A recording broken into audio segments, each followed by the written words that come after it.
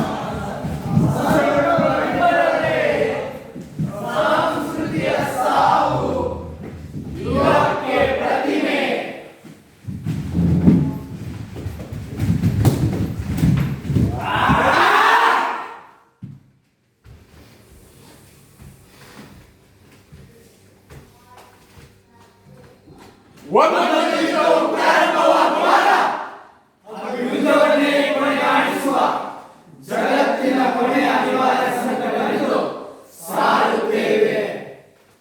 ಅನ್ಯಾಯವೆಲ್ಲ ತೊಲಗಿ ನ್ಯಾಯ ಸ್ಥಾಪನೆಯಾಗುವುದೆಂದು ಭಾವಿಸುತ್ತೇವೆ. ಕಲಿ ಹೋಗಿ ಪ್ರಾರಂಭವಾಗುವುದೆಂದು ಆದರೆ ಮತ್ತೆ ವಿಶೇಷತೆಗಾಗಿ ಸಾಮಾನ್ಯರ ಆಹುತಿ.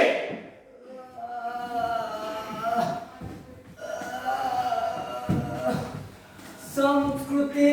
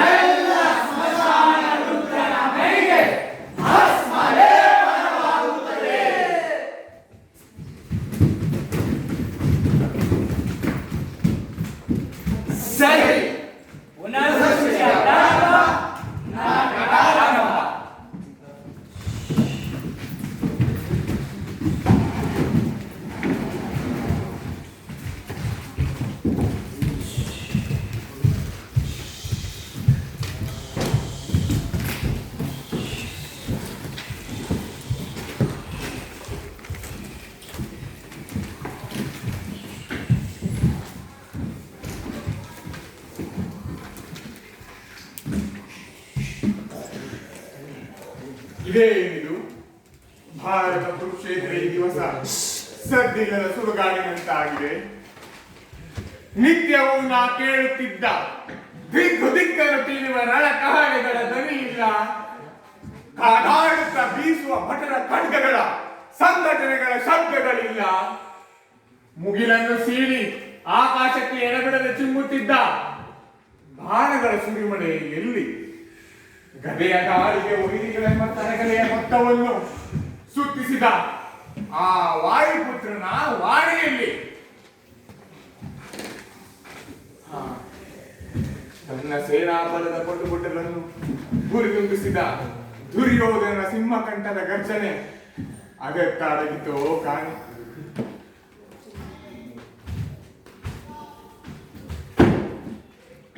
ಅರ್ಜುನನ ಗಾಂಧೀವಕ್ಕೇನಾಯ್ತು? ಕೌರವ ದಳದ ಎದೆಬಡಿಯುವಂತೆ ಮೊಳಗಿದ ಪಾಂಚಜನ್ಯ ಅದೆಲ್ಲಿ?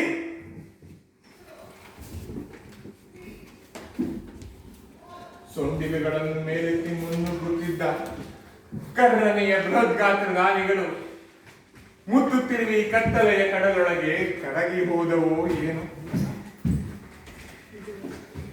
ಇದುವರೆಗೂ ಈ ಕುರುಕ್ಷೇತ್ರವು ಅರಸುಗಳ ರಣರಂಗವಾಗಿತ್ತು. ಕೊಳೆತ ಹೆಣಗಳ ಬನಗಳ ಕಣಿವೆಯಾಗಿ ಬಿಟ್ಟಿದೆ ಈ ಹೊತ್ತು. ನಿನ್ನೆ ಇದು ವೀರಾದಿ ವೀರರ ಕ್ರೀಡಾಂಗಣವಾಗಿತ್ತು.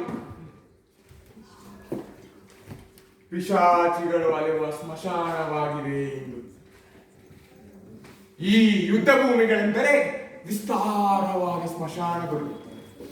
ಇನ್ನು ಯುದ್ಧಗಳು ಕೊನೆ ಇರದ ಕೊಲೆಯ ಕಲೆ. ಗೆಲುವೆಂದರೇನು? ಸೋತವರ ಸಂತಾಪ, ಗೆದ್ದವರ ವಿಜೃಂಭಣೆ.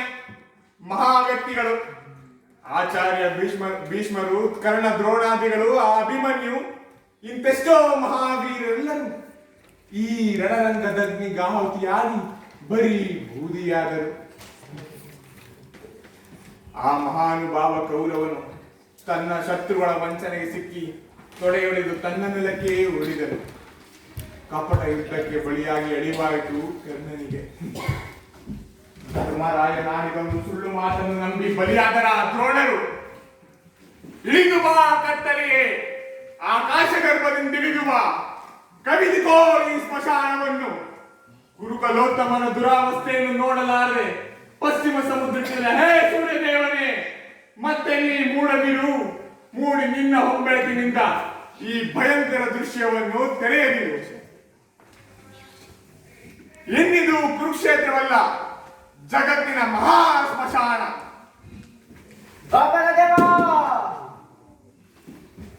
ಯಾವುದೋ ಎದೆವಿರುವ ಚಿಂತೆಯಲ್ಲಿ ಮುಳುಗಿದ್ದಾನಲ್ಲ, ಕರೆದರೂ ನನ್ನ ದನಿ ಕೇಳಿಸುತ್ತಿಲ್ಲ.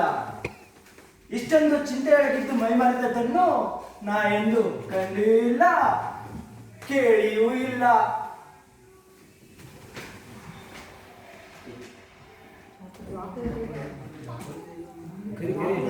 ಬಾಬರದೇವ, ಓ, ಏನು ಈ ಸದ್ದುಗಳು? ಕವಿದಿರುವ ಈ ನಟ್ಟ ನಡುರಾತ್ರಿ